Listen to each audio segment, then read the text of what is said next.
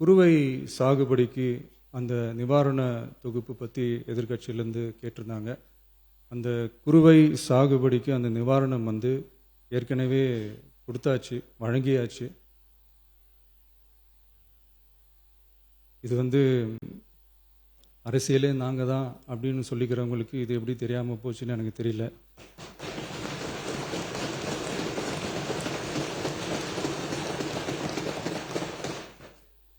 முன்ன பின்ன பேப்பர் படிச்சிருந்தா நாட்டில் என்ன நடக்குதுன்னு தெரிஞ்சிருக்கும்.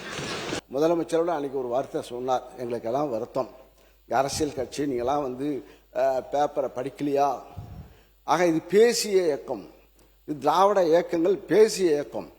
பேசி பேசி கொள்கையை பேசி பேசி அங்கே ஆட்சியை பிடித்தவர்கள், மக்களுடைய மனதை தொட்டவர்கள், மக்கள் மனதிலிருந்து நாங்கள் வந்தவர்கள்.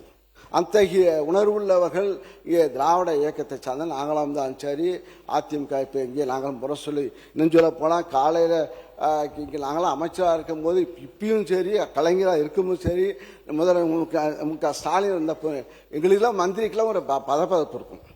காலையிலே 5-6 மணிக்கெல்லாம் போகணும். காலையில் 6 மணிக்கு 7 மணிக்கு இல்லை 8 மணிக்கு வந்தால் தான் தாண்டினாதான் எங்களுக்கு நிம்மதியாக இருக்கும்.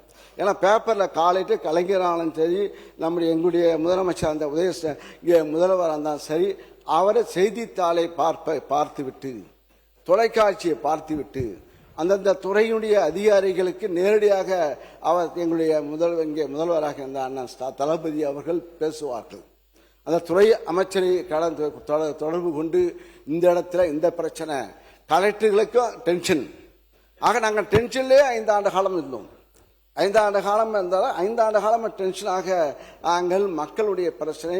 ஆக நீங்களாம் ரிலாக்ஸாக இருக்கீங்க, அதான் ஆச்சரியமா இருக்கு. எங்களுக்கு ரிலாக்ஸாக இருக்கீங்க, நீங்களா ரிலாக்ஸாக இருக்கீங்க, நாங்களாம் டென்ஷனாக இருந்தால் இந்த ஐஏஎஸ் இருக்கின்ற மேடையில் இருக்கின்ற இங்கே உட்கார்ந்து இருக்கின்ற அதிகாரிகள்லாம் டென்ஷனாக இருப்பாங்க. மாண்புமிகு நீர்வளத்துறை அமைச்சர் அவர்கள்.